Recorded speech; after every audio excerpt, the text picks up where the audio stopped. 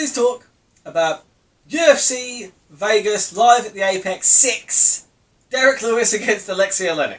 Now, like I said, I'm pretty sure it's Vegas 6. If I'm honest, I can't remember. Either way, it's UFC live at the Apex, and it was.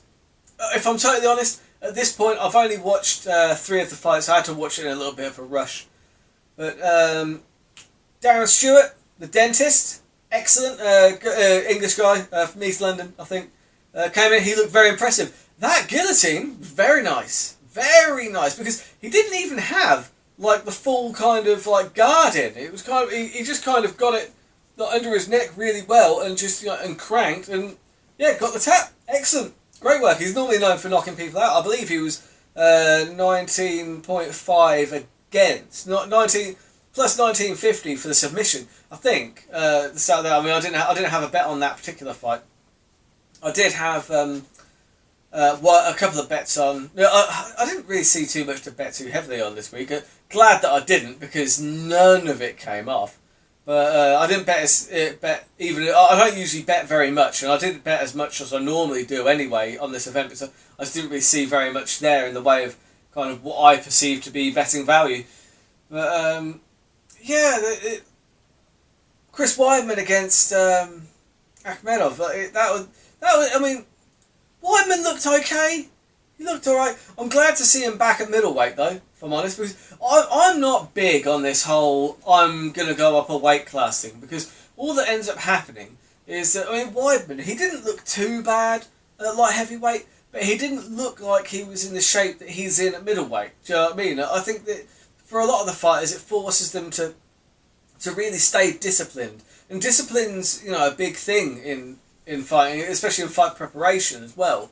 But yeah, it was an interesting one, because it's like you see guys like Gustafsson went up recently, and he just looked like an out of shape light heavyweight, which is effectively what he was.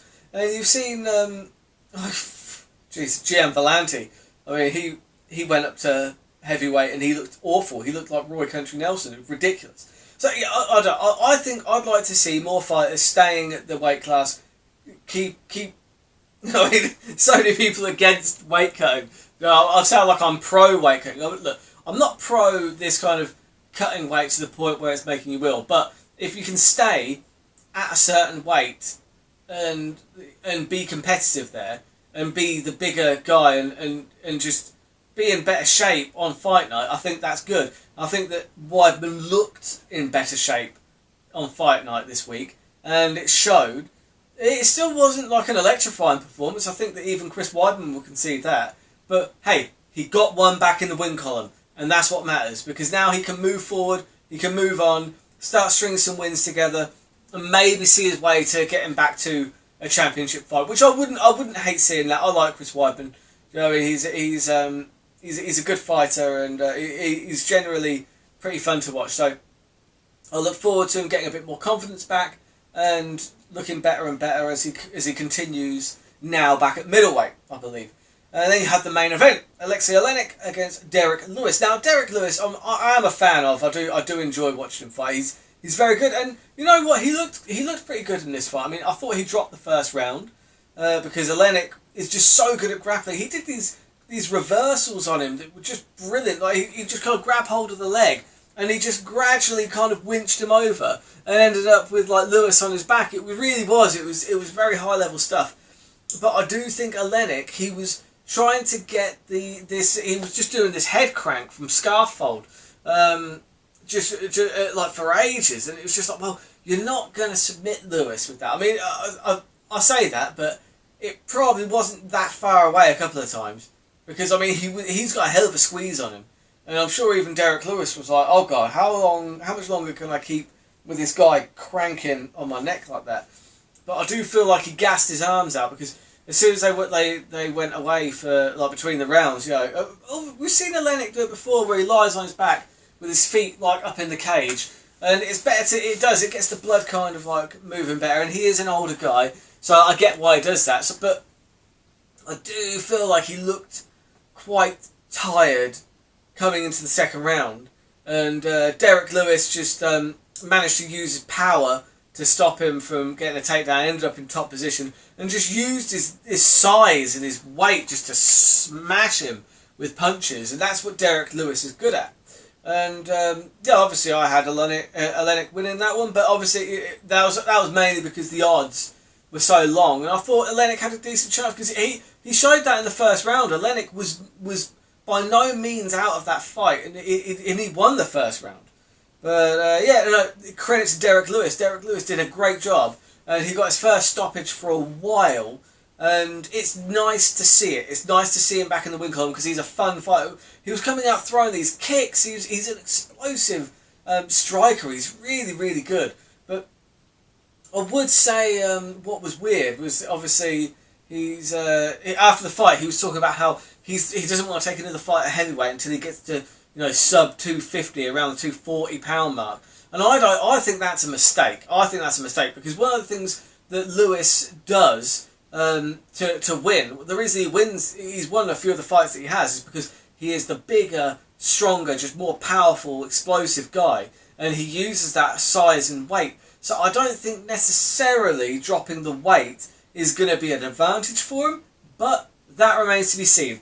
I am far from an expert. This is just one man's opinion. I just think that Lewis, when he comes in at the size that he does, that's a big advantage that I don't know if it's the brightest idea to kind of try moving away from that advantage, but I guess time will tell.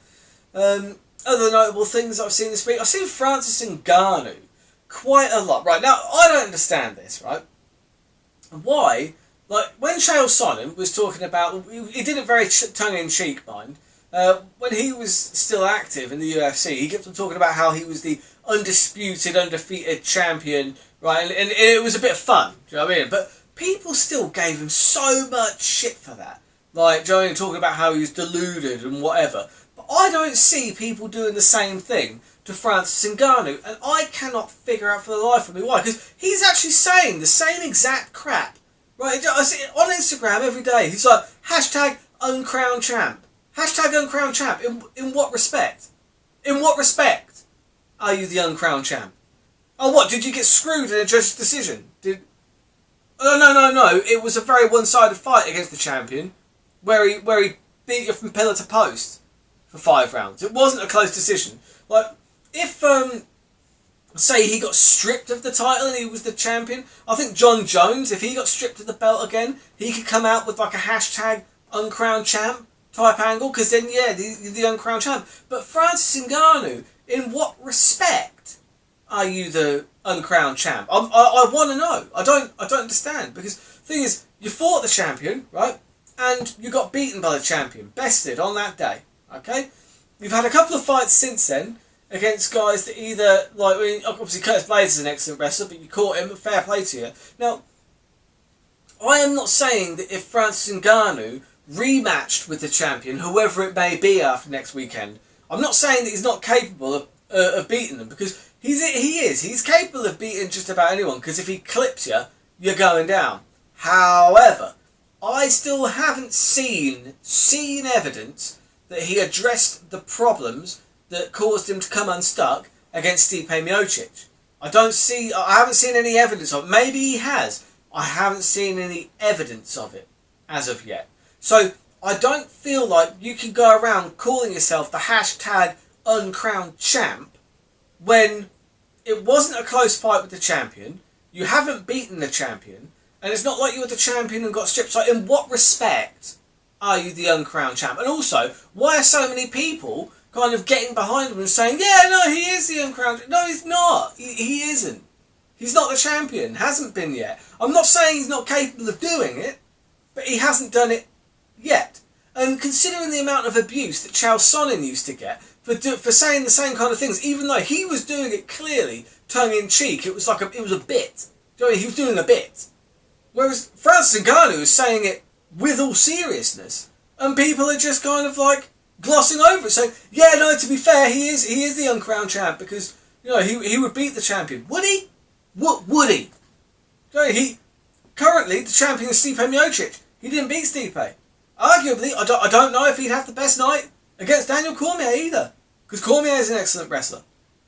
So, yeah, like I said, we'll see.